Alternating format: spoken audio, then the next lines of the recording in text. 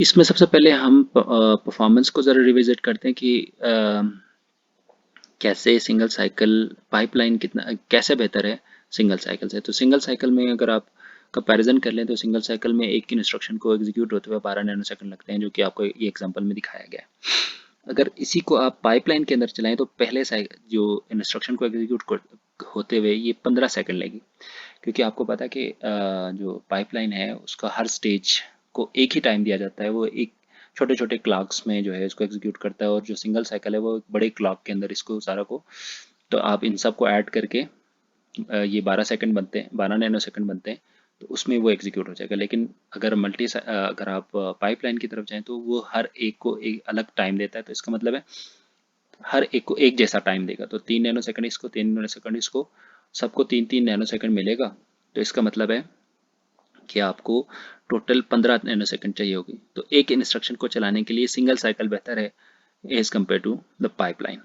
लेकिन अगर आप इसको बल्क में चलाते हैं तेज चलाते हैं, तो आपको पता है कि हर एक साइकिल बाद इसका जो CPI है वो 1 है, यानी हर एक पर साइकिल एक आपको इंस्ट्रक्शन एग्जीक्यूट होती है आपकी after the execution of first cycle. तो इसका मतलब है कि आपको जो 3 नैनो सेकेंड उसका CPI 1 है, इसका मतलब है हर 3 नैनो सेकेंड आपको एक इंस्ट्रक्शन एग्जीक्यूट होकर मिल रही है। तो इसका मतलब आपकी जो परफॉर्मेंस है वो 4 गुना बढ़ गई है। लेकिन आइडियली हमने कहा था कि आइडियली 5 गुना बढ़नी चाहिए। अब इसकी रीज़न क्या है? अगर आप रीज़न को देखें तो रीज़न जो है इन दो इसकी ये जो इम्बैलेंस है, imbalance between the execution time of each stage, क्योंकि इसके 3 नैनो सेकंड है, बाकी 2 नैनो सेकंड है। तो इसको डाटा लेने के लिए इसके 1 सेकंड पहले वेट करना पड़ेगा, और इसी तरह हर एक को एक जैसा टाइम उसने देना है। तो इस वजह से यहाँ पे बैकलैश आता है। अगर आपका सारे स्टेजेस बैलेंस्ड हैं, बैलेंस टाइम के साथ हैं, तो आपको आइडियली जो है 5 टाइम उसको बूस्ट मिलनी चाहिए।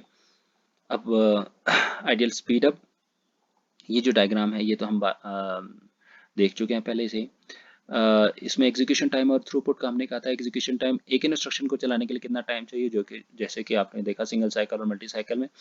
सिंगल साइकिल में 12 नैनो सेकंड है, जो पाइपलाइन के अंदर वो 15 नैनो सेकंड है, यानी उसका एग्जीक्यूशन टाइम के लिए वो बेहतर नहीं है। लेकिन थ्रूपुट, कितने इंस्ट्रक्शन आपने एग्जीक्यूट किए, मतलब 1000 इंस्ट्रक्शन आपने एग्जीक्यूट किए, तो इसका मतलब है अब आपको हर इंस्ट्रक्शन 4 नैनो सेकंड बाद मिल रही है, 3 नैनो सेकंड बाद मिल रही है। तो इसका मतलब है आपको आपकी जो परफॉर्मेंस वो बहुत बेहतर हो गई है।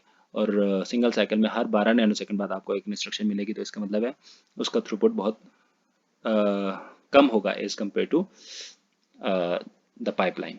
तो ये जो है ज़्यादा अमाउंट एग्जीक्यूट करने के लिए पाइपलाइन बहुत बेहतर है।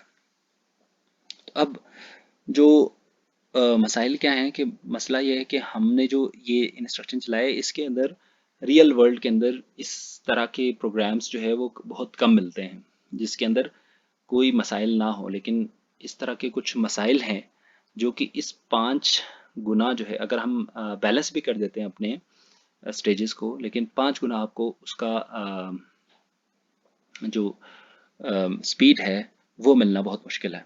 तो मसलन इसमें से एक आपको हम मिसाल देते हैं कि ये हमारा एक प्रोग्राम है जिसके अंदर आप देखें तो ये जो है हमारे पास एक R2 एक इंस्ट्रक्शन है, और इसके साथ एक एंड की इंस्ट्रक्शन है।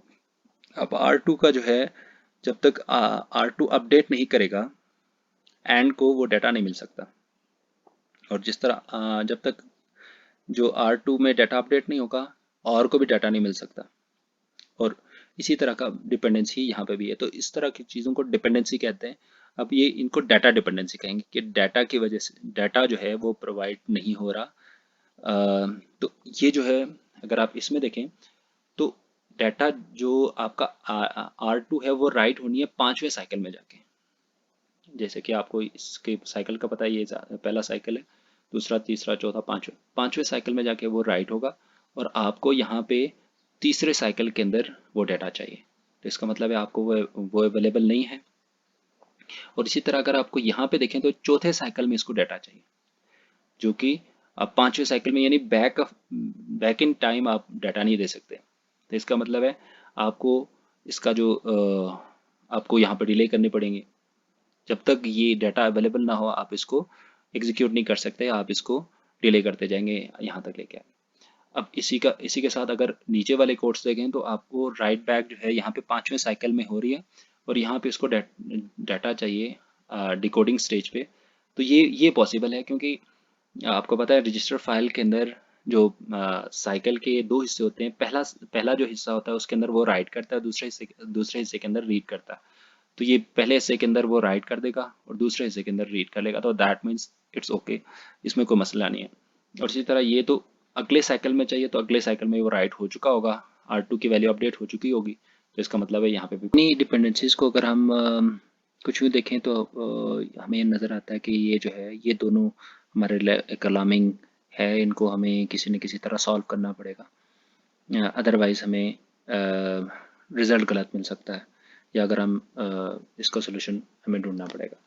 अब दूसरा, अगर आप इसको थोड़ा फैंसी वे में देखें तो हमारे पास रजिस्टर फाइल है, उस रजिस्टर फाइल के अंदर ये देखें रजिस्टर फाइल यहाँ पे रीड हो रहा है और रजिस्टर फाइल यहाँ पे रीड हो रहा है, राइट हो रहा है।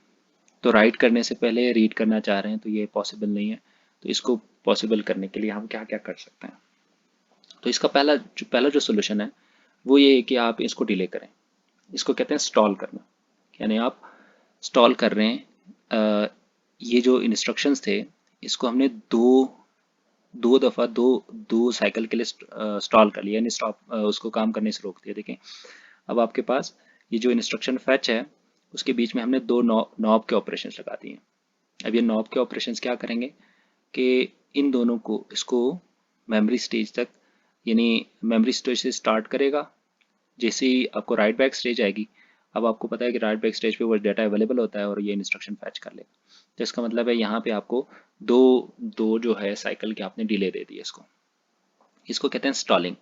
अब ये स्टॉलिंग जो है वो आपको, अब आपको जहाँ जब भी डिपेंडेंसी आएगी आपको ये, अगर आप ये ट्रिवियल सोल्यूशन है कि आप इसको डिले करते जाएं। पहला सोल्यूशन ये है। अब अगर इसका दूसरा सोल्यूशन देखें तो दूसरा सोल्यूशन, आपके अगर कोड में कोई ऐसा कोड पड़ा हुआ है जो कि इन पे किसी पे डिपेंडेंट नहीं है, मसलन ये दो कोड्स हमने फॉर एग्जांपल दिए हैं जिसके अंदर प्रोग्राम के नीचे कोई ऐसा कोड पड़ा हुआ था जो कि इन पे डिपेंडेंट नहीं था, तो हम इस कोड को रीऑर्डर करके इसको ऊपर लेके आए और उसकी जगह पर रखें, तो ये नो ऑपरेशन के बजाय कुछ ऑपरेशन करेंगे तो हमारा जो टाइम है वो बच जाएगा। ये कंपाइलर करता है, लेकिन ज़रूरी नहीं है कि ये अवेलेबल हो, और ये आम तौर पे अवेलेबल नहीं होते। अगर किसी लूप के अंदर हो या किसी उसके अंदर हो, किसी प्रोसेस के अंदर हो, फिर वहाँ पे प्रॉब्लम हो जाती है कि हमारा ये जो है टाइम ज़ाया हो जाता है। अब इसका जो तीसरा सोल्यूशन है वो थोड़ा सा कॉम्प्लिकेटेड है और वो जो है इम्प्लीमेंट भी वही होता है। तो इसके अंदर क्या होता है जी कि अब आपको पता है कि एग्जीक्यूशन उसकी हो चुकी है, यानी रिजल्ट जनरेट हो चुका हुआ है, R1 में से R3 सब्ट्रैक्ट हो चुका हुआ है। अब वो जो रिजल्ट है वो राइट नहीं हुआ, जो कि फिफ्थ साइकिल में होनी, एग्जीक्यूशन थर्ड साइकिल में हो चुकी है और इसका रिजल्ट यहाँ पे अवेलेबल है, यानी एग्जीक्यूशन और मेमोरी स्टेज के बफर के अंदर वो रिजल्ट आपको अवेलेबल है। और इसी तरह अगर आप यहाँ पे देखें तो अब हम क्या कर सकते हैं, इस टेक्निक को कहते हैं कि हम बाईपास कर सकते हैं, इसको फॉरवर्डिंग कहते हैं कि हम आप इस वैल्यू इसको राइट करने से बाईपास करके आप डायरेक्ट ही क्या करें, इस रिजल्ट को डायरेक्ट फॉरवर्ड कर दें इस एग्जीक्यूशन यूनिट को। ठीक है जी, जब रिजल्ट आपके पास अवेलेबल है तो नेक्स्ट साइकिल में आपके पास ये रिजल्ट यहाँ पे अवेलेबल होगा, उसी रिजल्ट को आप इस आईडी वाले जो रिजल्ट है, जो पुराना पुराना रिजल्ट पड़ा हुआ है, उसके बजाय अब आप इस नए रिजल्ट को एग्जीक्यूशन अगले स्टेज के एग्जीक्यूशन यूनिट को दें, तो इसका मतलब है आपको वो डाटा वहाँ पे अवेलेबल हो जाएगा। और इसी तरह यहाँ पे देखें, ये एग्जीक्यूशन यहाँ पे एग्जीक्यूशन यूनिट है, तो इसका मतलब है इसका डाटा अब फॉरवर्ड होके यहाँ पे पहुँच चुका हुआ है, तो हम यहाँ से इस डेटा को फॉरवर्ड करके यहाँ पे एग्जीक्यूशन के लिए दे सकते हैं। जो आईडी ने किया हुआ है वो पुराना रिजल्ट ही डिकोड करेगा, लेकिन वो जो पुराना रिजल्ट है हम उसको फॉरवर्ड एग्जीक्यूशन के लिए नहीं करेंगे, बल्कि फॉरवर्ड जो है हम नए रिजल्ट को करेंगे, वो अभी तक जो कि राइट बैक नहीं हुआ। तो इसका मतलब अब जो है इसको बाईपासिंग कहते हैं। मसलन आप इसमें देख लें कि ALU क्या करता है। ALU से रिजल्ट जाता है एग्जीक्यूशन यूनिट में। जैसे ही ALU जो है एग्जीक्यूशन में आ जाता है तो ये दोनों रिजल्ट पास हो गए, यहाँ पे रिजल्ट स्टोर हो गए। अब इसके बाद नेक्स्ट साइकिल आएगी, वो रिजल्ट यहाँ से पास ऑन होके मेमोरी राइट बैक के बफर में जाएगी, और जब तीसरी साइकिल में यानी पांचवें साइकिल में जाके ये जो है जाके राइट बैक होगा। तो ये हम 2 साइकिल वेट करने के बजाय हम यहाँ से यहीं से ही रिजल्ट को उठा के, यानी यहाँ पे आपको रिजल्ट अगले साइकिल में यहाँ पे अवेलेबल होगा, उस रिजल्ट को उठा के वापस इसको यहाँ पे अगर ज़रूरत यहाँ पे है तो यहाँ पे दे दें, यहाँ पे ज़रूरत है तो यहाँ पे दे दें।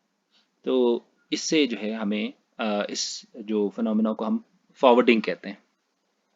तो ये जो है आप इसमें देख लें कि ये यहाँ पे जो मेमोरी और एग्जीक्यूशन और मेमोरी वाला जो बफर है उसके अंदर से हम डाटा को उठा के दोबारा, यानी असल में तो ये यहाँ पे हम उसको फीडबैक कर रहे हैं, लेकिन यहाँ पे इस डायग्राम के अंदर हम अगले इंस्ट्रक्शन के एग्जीक्यूशन के लिए वो प्रोसेस अवेलेबल कर देते हैं। तो हमारा जो है इस प्रोसेस को हम फॉरवर्डिंग कहते हैं। और इसी तरह यही अगले स्टेज के अंदर ये वाला रिजल्ट यहाँ पे अवेलेबल होगा, तो हम यहाँ से उस को आगे यहाँ पे फॉरवर्ड कर सकते हैं, जो कि हमारे पास फॉरवर्डिंग होगी, और हमें वो जो 2 साइकिल हम दे रहे थे उस साइकिल को हम बचा सकते हैं। डिपेंडेंसी में हमें एक और प्रॉब्लम आ सकती है, वो है जब आपके पास लोड का इंस्ट्रक्शन हो।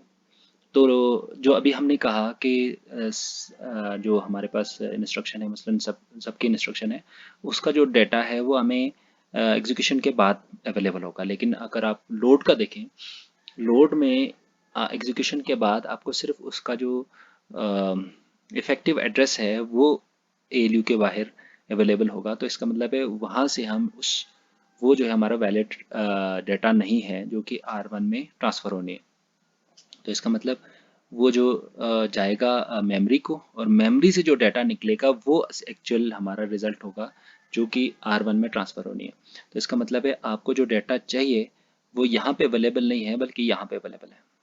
अब आप अगर फॉरवर्डिंग करते हैं तो यहाँ से फॉरवर्ड बैक इन टाइम यहाँ पे नहीं कर सकते, यानी इस अगले साइकिल के अंदर यहाँ पे आप फॉरवर्ड नहीं कर सकते। तो इस वजह से लामहला आपको इसको एक स्टेज आगे लाजमी डिले करना पड़ेगा। तो इसका मतलब है जब आपके पास लोड की डाटा डिपेंडेंसी होगी तो आपको एक डिले लाजमी करनी पड़ेगी, यानी एक दफ़ा स्टॉल लाजमी करना पड़ेगा।